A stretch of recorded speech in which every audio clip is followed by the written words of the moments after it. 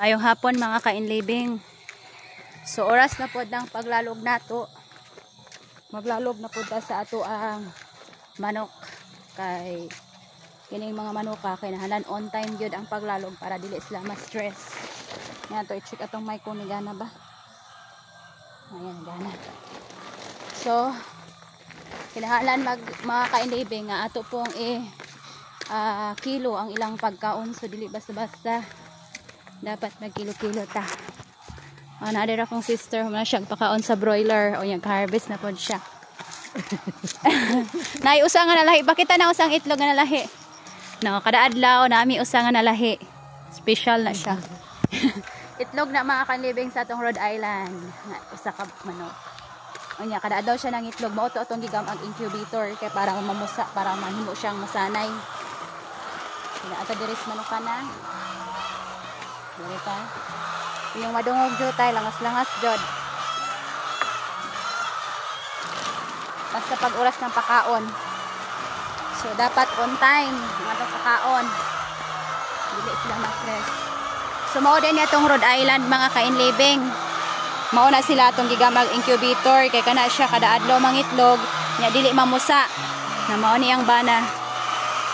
Ayan, naanan ni sila iliwat mga kainlibing. Usaray nakagipalumluman na mas Bisaya, nakaliwat og usa. Laki na siya. Liwat niya. Sa araw ta, magpakaon na ta. Gubot pas lokot. Basta oras ng alas 2. Kaon kuya. Pakaon ta pod, mapil ta. So una, among gibutangan og net nga inani kay para dili kasulod ang mga Bisayang manok. Dili siya pwede trapal itapon kay mainitan sila. So kanihanlan musulod ang hangin. Let's go.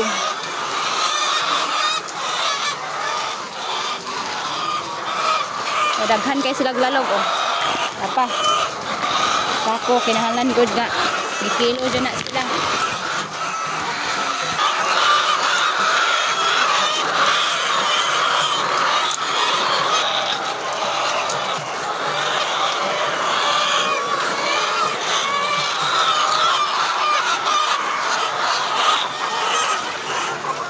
So makakaan na sila, tahimik na.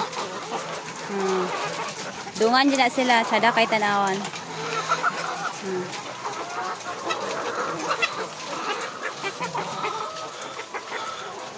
So naaga ni di mo kaon ana busog na or naigibati. Natukan guro na.